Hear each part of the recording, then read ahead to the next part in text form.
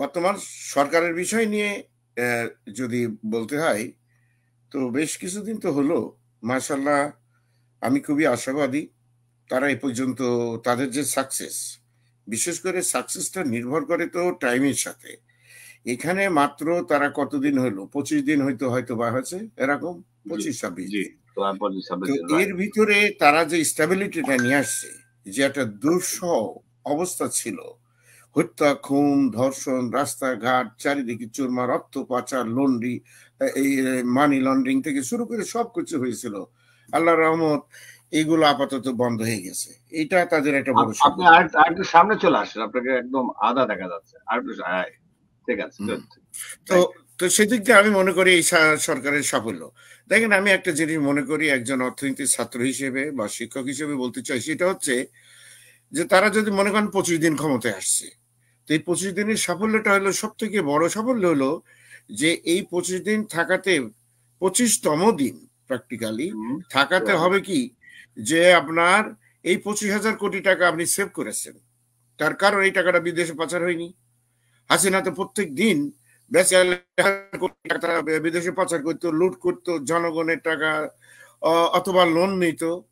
তো ফলে এই জিনিসটাতে আমি মনে করি তত্ত্বাবধায়ক সরকার, আমাদের শ্রদ্ধেয় শিক্ষক ডক্টর মোহাম্মদ ইউনূসের নেতৃত্বে যে সরকার, তারা আমাদের এই দেশে একটা অ্যাসেট বিল্ডিং করার একটা সুযোগ নিয়ে আসছে।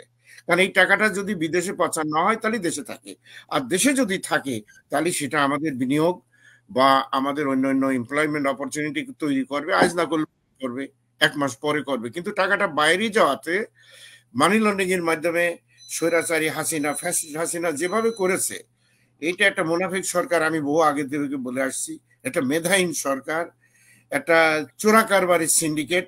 দেখেন, এই কথাগুলো আমরা আগে বলেছি। আজকে সালমান রহমান রিমান্ডে নেওয়ার পরপরই দেখেন, এখন তো তার সে দাড়ি নেই, এখন দরবেশ বলবেন নাকি ডাকাতি সর্দার বলবেন, এটা তো সাধারণ মানুষের বিষয়। তো সেই ডাকাতির সর্দার এখন সে পরিষ্কার বলছে, যেটা কালকে সে পরিষ্কার বলেছে, যে এই টাকার বড় প্রজেক্ট, মেগা প্রজেক্ট যা নেওয়া হয়তো হাসিনার নির্দেশে, এবং এই টাকা থেকে একটা কমিশন পাওয়া যেত, সেই কমিশনটা হাসিনার নির্দেশে আমরা ডিস্ট্রিবিউট করেছি। তার ছেলে জয়, তার হচ্ছে ওই যে কি একটা আছে, তার বোনের ছেলে মেয়েদের, এবং লন্ডন থেকে, নিউ ইয়র্ক বা অন্যান্য কানাডা থেকে তাদের যে পোষ্য আছে, তাদের জন্যই টাকাটা ডিস্ট্রিবিউট করা হয়েছে, বা তাদের ফ্যামিলিতে, দেশের ভিতরে যারা আছে তাদেরকে জন্য ডিস্ট্রিবিউশন করা হতো। এই জন্য প্রজেক্টগুলো নেওয়া হয়েছে। একই কথা আপনার আনিসুল হক বলছে, এই পলক নামের এক লোক আছে, এও আর এক গুন্ডা সর্দার, সেও ওই একই কথা তারা সবাই বলছে, যে তার সামনে আমরা কখনো এই কথাগুলো বলতে পারিনি, যে এটা জনগণের অর্থ, মানুষের করের টাকার অর্থ। এই লোন যেটা আমরা নিচ্ছি, এটা পেমেন্ট তাদের দিতে হবে আহ এই দেশের মানুষকে। এই কথা আমরা তাদের বলতে পারিনি। তো ফলে সে লুটপাট যা করা দরকার, ব্যাংক ডাকাতি যা করা দরকার সবই করে গেছে। এই জিনিসগুলো বেরোচ্ছে।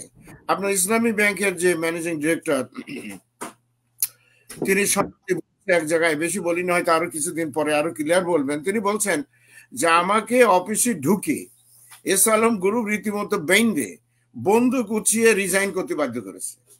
দিয়ে তারা দলবল তাদের যারা নিয়ে আসছিল, তারা ওই ম্যানেজিং ডিরেক্টরের পদ থেকে শুরু করে যা খুশি সব তারা নিয়ে নিল আমার সামনে।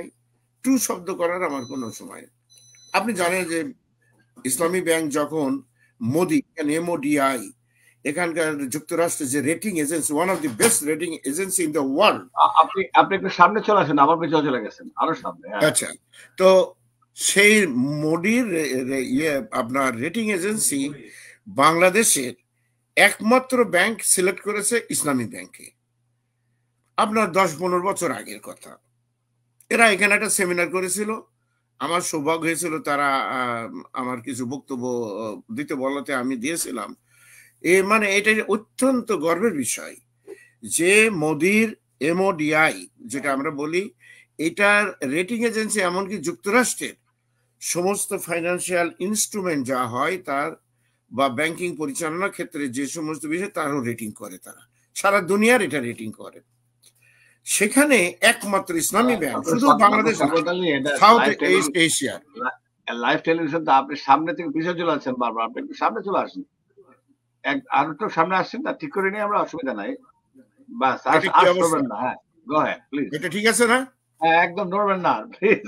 ওকে, আচ্ছা, না আমার এই চেয়ারটা আবার আপনার উল্টো পাল্টা হয়ে আপনার গেছে, আমি দর্শক চেয়ার আপনার চেঞ্জ করছি দর্শকরা তো। আপনাকে দেখতে চায় পুরাটা শরীর। ইয়েস। আচ্ছা, তো যেটা বলছিলাম আর কি, তো এটা আমাদের সৌভাগ্য ছিল যে সাউথ এশিয়ার ভিতরে এই ব্যাংকটা অত্যন্ত সমৃদ্ধশালী শুধু ছিল না, ইফিসিয়েন্সি, ম্যানেজমেন্ট ইফিসিয়েন্সির ক্ষেত্রে যাদের যত বেশি দক্ষতা, এইগুলোতেই তাদেরকে এই মোদির যে হচ্ছে রেটিং এজেন্সি, তারা তাদেরকে ডাকে ইনভাইট করে বা তাদেরকে পুরস্কৃত করে, অ্যাওয়ার্ড দেয়।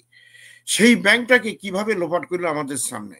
আমি কোনো দুনিয়াতে এ ধরনের কোনো ডিক্টেটর দেখিনি যে নিজের দেশকে এইভাবে ধ্বংস করে। বহু ডিক্টেটরদের ইতিহাস আমার সামনে আমি বলতে পারি এখন, কিন্তু এরকম দেখিনি যে লুটপাট, মানে একেবারে চোখ বুজা মূর্খ, নিরেট মূর্খ, মেধাহীন একটা গ্যাং কিভাবে একটা গভর্নমেন্টে চলে আসলো। বিশেষ করে বাংলাদেশে এটা আমি চিন্তা করে এখন অবাক হয়ে যাই যে সাধারণ মানুষদেরকে কিভাবে এত বোকা বানাইলো। This is very very unusual ঘটনা। যাক, তার বিদায় হয়েছে এখন। ডক্টর মোহাম্মদ ইউনূসের, আমার শ্রদ্ধেয় শিক্ষকের নেতৃত্বে যারা যা করছে আমি সব সাপোর্ট করে যাই। আরো সময় আসলে তাদের সময় দিতে পারলে তারা আরো ভালো কাজ করবে। আপনি 20-22 দিনের ভিতরে সবকিছু আপনি জাজমেন্ট করতে পারেন না। 15 বছর থেকে যে অন্যায় অত্যাচার সমস্ত ক্ষেত্রে আপনি বিচার প্রক্রিয়া, আইন প্রণয়ন বা পার্লামেন্টের কথাই যদি বলেন, অ্যাডমিনিস্ট্রেশনের কথা যেটা বলেন, ফরেন পলিসি থেকে যা বলেন, আপনি কোন দিকে যাবেন, একটা মুনাফেক আমাদেরকে ডুবিয়ে দেখে গেছে। সেখান থেকে ডক্টর মোহাম্মদ ইউনূসের নেতৃত্বে যে তত্ত্বাবধায়ক সরকার, আমি 100% সাপোর্ট করি। সাপোর্টের মূল কারণ আমি বলেছি যে এই যে 20-25 হাজার কোটি টাকা পাচার হইতো, তার থেকে আমরা রেহাই পেয়েছি। ইনশাল্লাহ এই সরকার উত্তরোত্তর আরো ভালো করবে আমরা কামনা করছি, এবং তার সব দিকে সেই লক্ষণগুলো আমরা দেখছি। Thank you.